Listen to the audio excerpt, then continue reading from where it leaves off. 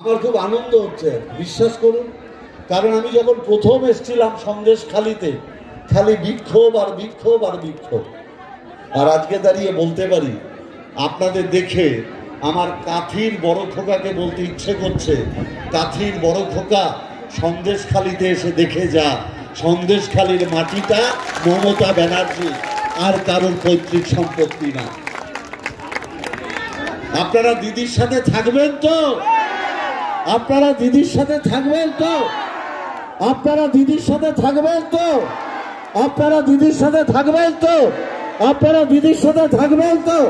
জয় বাংলা, জয় বাংলা, জয় বাংলা, জয় বাংলা। মমতা ব্যানার্জি জিন্দাবাদ, অভিষেক ব্যানার্জি জিন্দাবাদ। করবার জন্য এবং সন্দেশখালীর মানুষের কাছে তৃণমূল কংগ্রেসের কথা তুলে ধরবার জন্য আমাদের কর্মীদেরকে নিয়ে এগিয়ে এসেছেন। আমাদের নেতৃত্বের দায়িত্ব নিয়ে আমাদেরকে সবাই মিলে সবাই তৃণমূল কংগ্রেসের ঝান্ডা ধরে যাতে একসাথে লড়াই করে সন্দেশখালীর সেই শান্তির পরিবেশ ঘটাতে পারি, সেই পার্থ ভৌমিক মহাশয় যিনি শেষ মন্ত্রী। আর আমরা আজকের এই সভা থেকে সবাই মিলে আশা করছি এবং সেটা ব্যারাকপুরের মানুষ সিদ্ধান্ত নিয়েছে, আগামী দিনের আমাদের ভাবি এমপি প্রিয় পার্থ ভৌমিক মহাশয় আপনাদের সামনে আছেন, তাকে তার মূল্যবান বক্তব্য উপস্থাপন করবার জন্য অনুরোধ করছি। জয় বাংলা, জয় বাংলা, জয় বাংলা। আমি সন্দেশখালী এসেছিলাম, আপনারা সবাই জানেন। এই গ্রামে, সন্দেশখালীর এই গ্রামে আমি পরপর দুদিন ঘুরেছিলাম। আমাকে পাঠিয়েছিল মমতা ব্যানার্জি। আমাকে বলা হয়েছিল, এই আস্তে আস্তে আস্তে, আমার না অনেক মা বোনেরা এখানে সামনে আছে, আপনারা দয়া করে পিছন দিক দিয়ে ঠেলবেন না, অনুরোধ।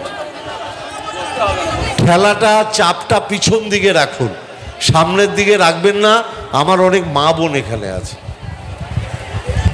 আমাকে পাঠানো হয়েছিল কারণ এখানে গ্রামের মানুষের অনেক অভিযোগ ছিল, তাদের জমি কেড়ে নেওয়া হচ্ছে, তাদের লিজের টাকা দেওয়া হচ্ছে না, চাষের জমিতে জল ঢুকিয়ে দেওয়া হয়েছে, নোনা জল।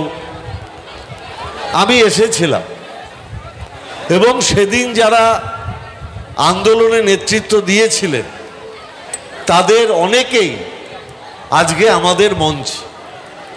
কারণ আমি প্রথম এসেই, এই আস্তে, একটু আস্তে, চাপটা না একটু পিছন দিকে রাখো প্লিজ দাদা, আমার মা বোনেদের যেন অসুবিধা না হয়। চাপটা একটু পিছন দিকে রাখো, নইলে একটু সামনে বসে যাও, একটু বসে যাও, দেখো চাপ কমে যাবে, একটু বসে যাও, চাপ কমে যাবে। সামনের দিকে চাপ দিলে অ্যাক্সিডেন্ট হয়ে যাবে। একটু একটু বসে যাও না, একটু বসে যাও, চাপ কমে যাবে, একটু বসে যাও, চাপ কমে যাবে।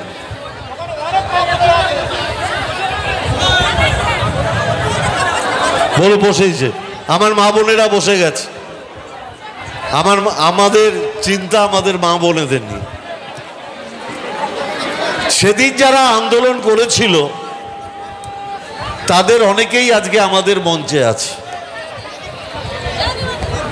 এই যে আজকে মঞ্চে দিলীপ আছে, এই আন্দোলন চলাকালীন দিলীপ পিকাই আর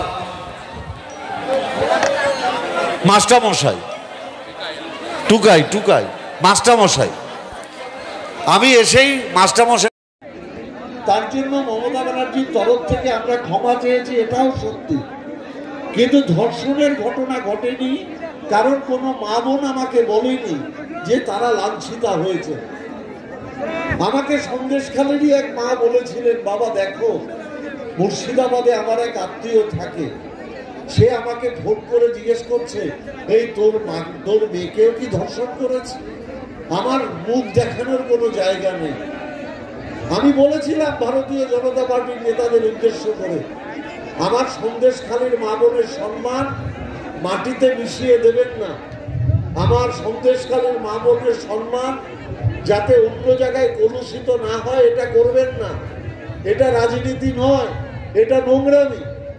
আমরা অবাক বিস্ময়ে দেখলাম সন্দেশখালীর মা বোনের সম্মান বিজেপির কাছে কিছু নয়, ওদের কাছে সবার আগে দরকার একটা রাজনৈতিক প্রোপাগান্ডা, রাজনৈতিক কুৎসা।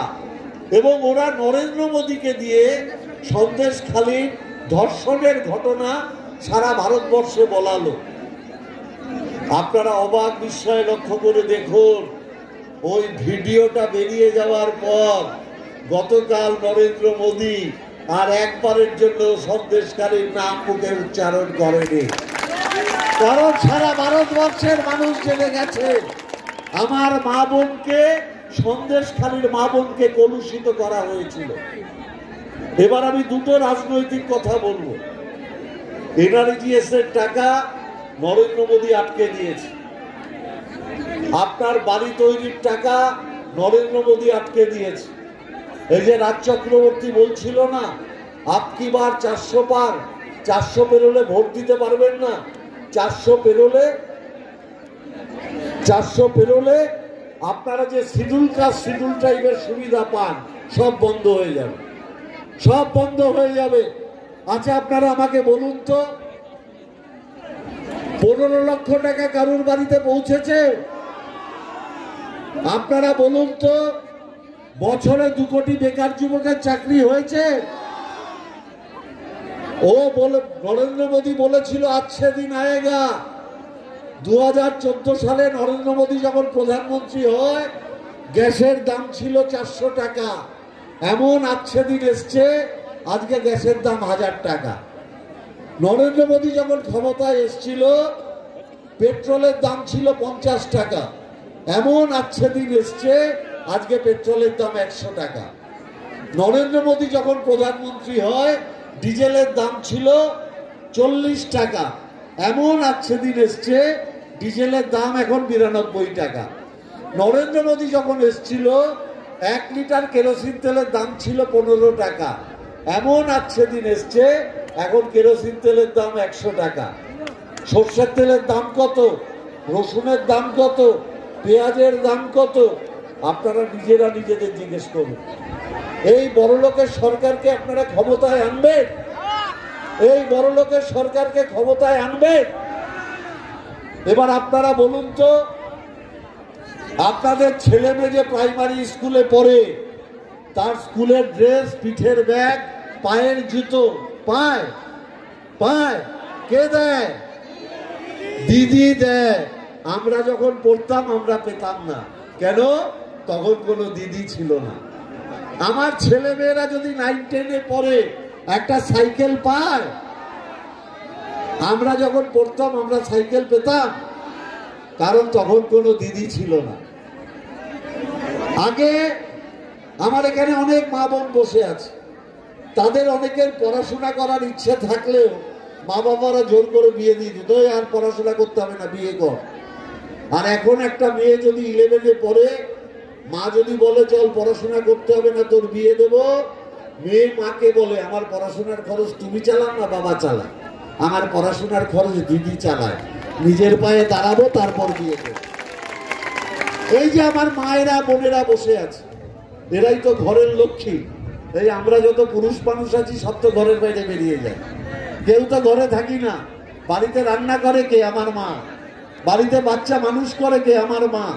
আমাদের খেতে দেয় কে? আমার মা, আমার বোন।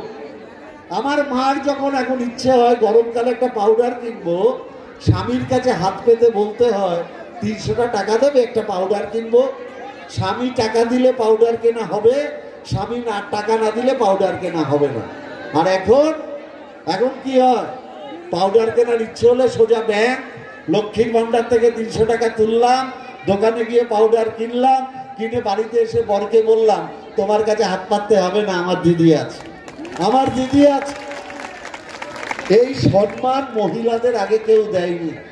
কেন বলুন তো? কারণ সারা ভারতবর্ষে আর কোথাও মহিলা প্রধানমন্ত্রী, মুখ্যমন্ত্রী নেই। এই মমতা ব্যানার্জিকে ওরা বলছে বিজেপি।